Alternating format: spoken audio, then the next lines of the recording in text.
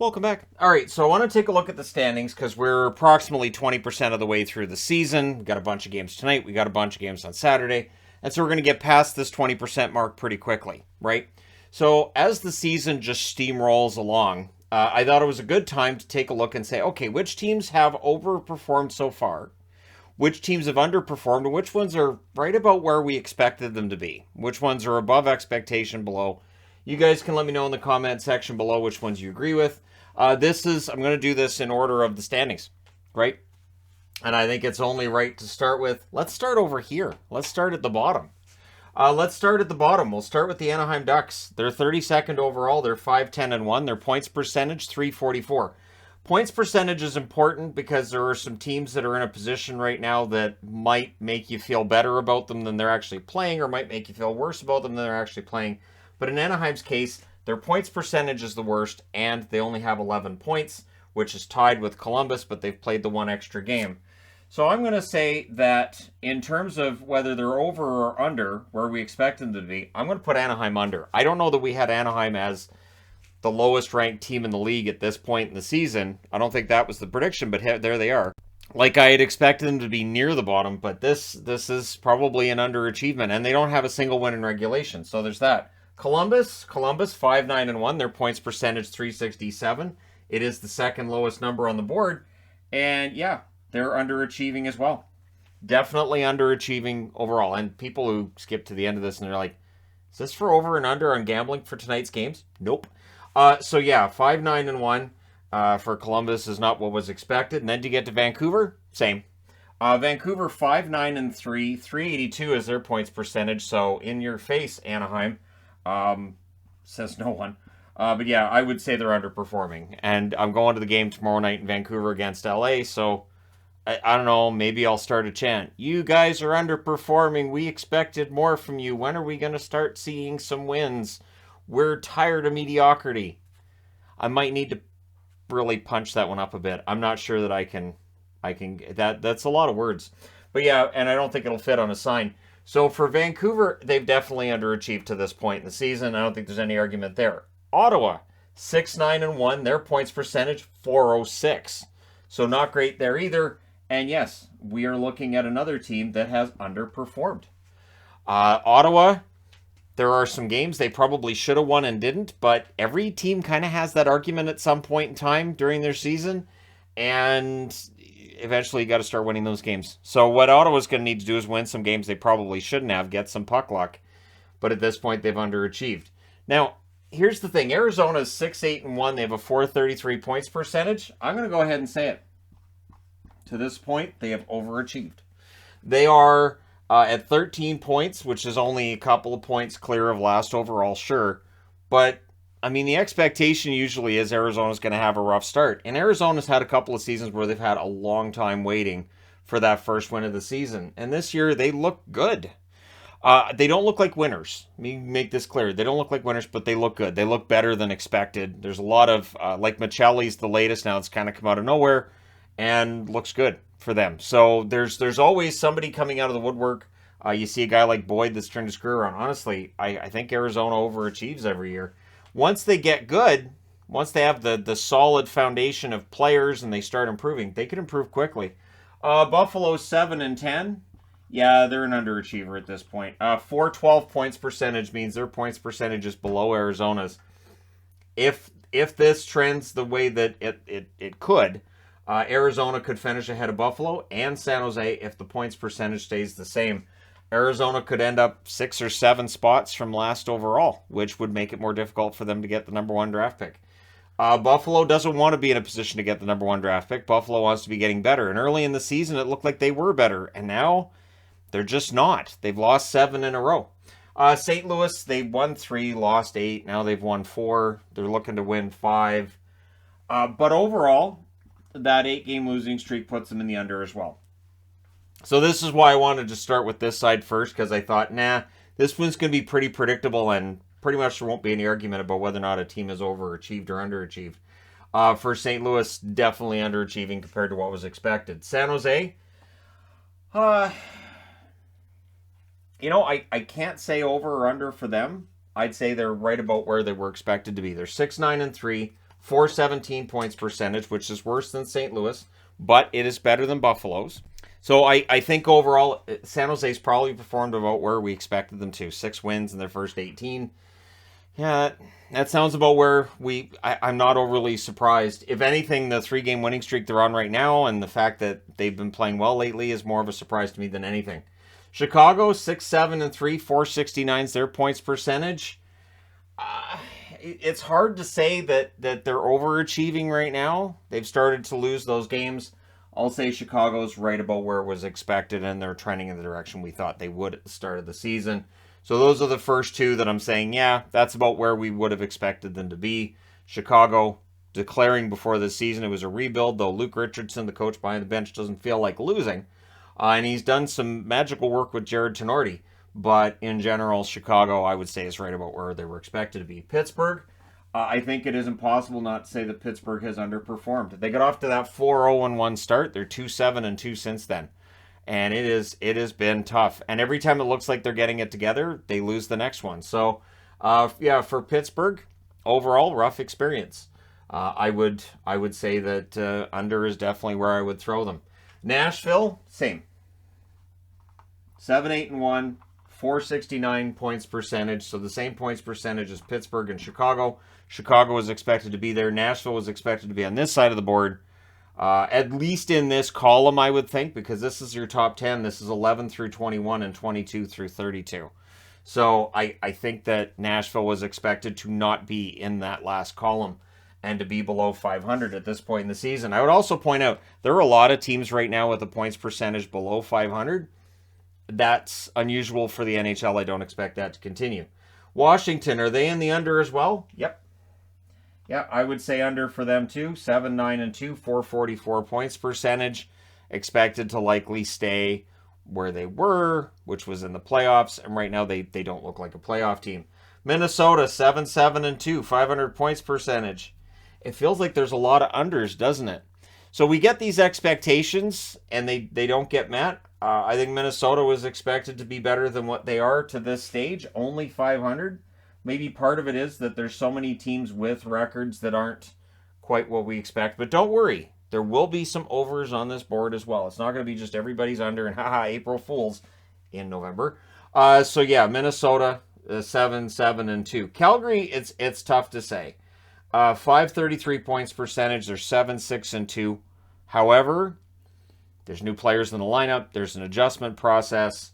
It's been tough. It feels like they're coming out of it and they're getting better. But the overall picture is still an under for me. Right? So yeah, I'm gonna have to say Calgary's an under. And I'm crossing my fingers. You can see I am because I'm not on the phone with you. But yeah, so Calgary under, and we'll see where it goes from there. But right now, yeah, I would say based on the overall picture, they're under. Montreal, they're definitely over.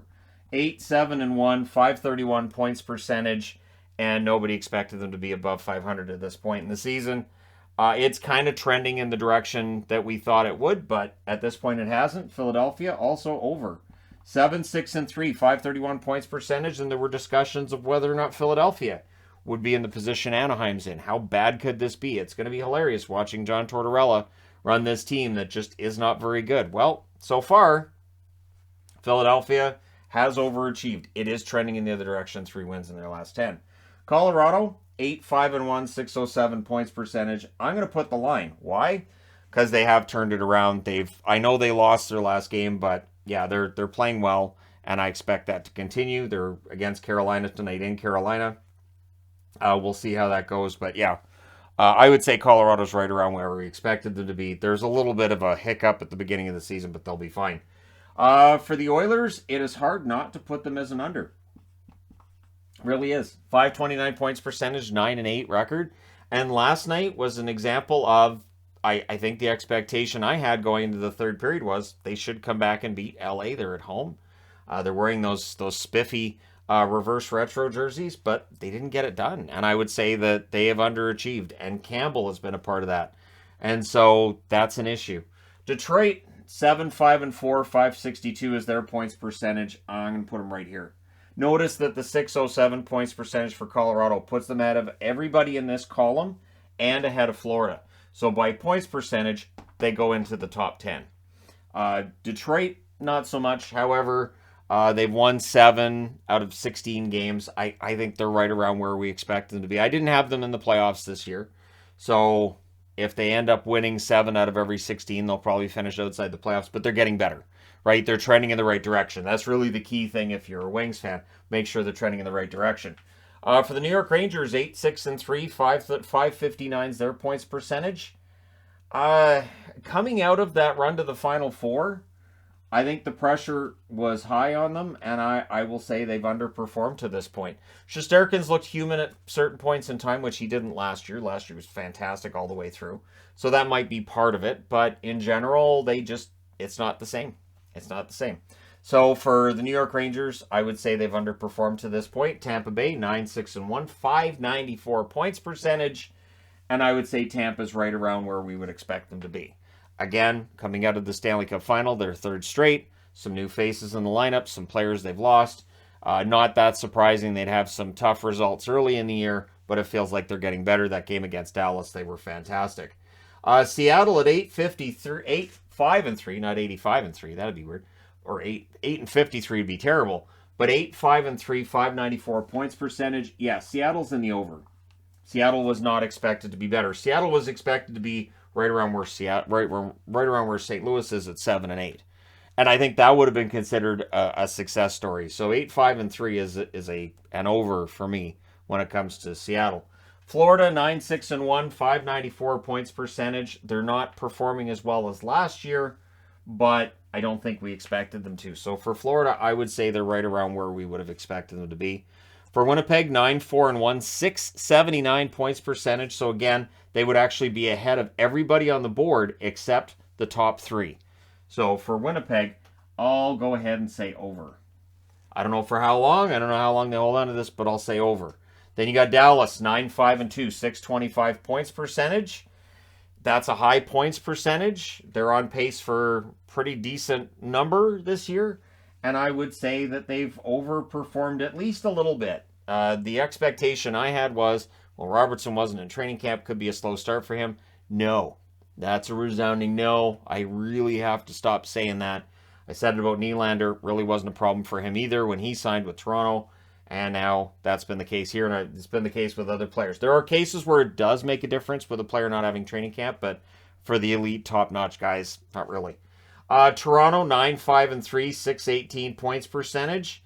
Despite all of the noise surrounding this team, and I know the desire would be to say, well, they've underperformed so far. I don't know that they have. I think the expectations for Toronto are really high. I will say that based on everything with this roster, I would say they're right about where it would have been expected. They're top 10 in the NHL. They're still there. They're still looking like they're going to be a playoff team, and they could be dangerous. And I know people will snicker, and it's been since 2004. But eventually that narrative falls by the wayside. So I remember the narrative about St. Louis would never win a cup, Washington would never win a cup, Ovechkin couldn't perform in the playoffs. I'm old enough to remember when Yzerman was never going to win a cup for the Red Wings. And Sakic's so used to losing in Quebec that if Colorado's going to win, they may have to trade Sakic. They didn't. Spoiler alert, they didn't, and they would have looked foolish if they had. So there's always that discussion of whether or not a team's good enough until they actually achieve that dream and they win the championship. Carolina, 10-5-1, 656 points percentage. Yep, they're right about where we would have expected them to be. Carolina's absolutely achieved things at right about the rate that we would have called at the start of the year. For the Islanders, 11-6, 647 points percentage. That's an over. Yeah, I would say that's an over. Like, they've overachieved thus far. They'll probably keep it up. It definitely looks like last year was a hiccup. And this is where, for people who don't like Lou Lamoriello, this result makes them really, it's like when the Canucks win games, it's more like when the Canucks won games during Benning's tenure, where it'd be like, I really want him gone, but I want the team to win. And so there's some of that too with Lou Lamoriello, where people say, oh, he's terrible. Look at these signings. This is awful. The team's so old. And then they go out and win games. So it's not like the team's going to fire him. So yeah, Lou keeps his job and proves that he might know a few things. LA's 11-7-1, 605 points percentage. it's not that far off from last year. If you look at the actual points percentage, they end up 11th overall. I'll say LA's right about where they were expected to be. They got off to a bit of a slow start. They've been playing really well lately, but based on last season, I would say they're right where they're expected to be. Vegas 13-4 for a 765 points percentage. That's an over.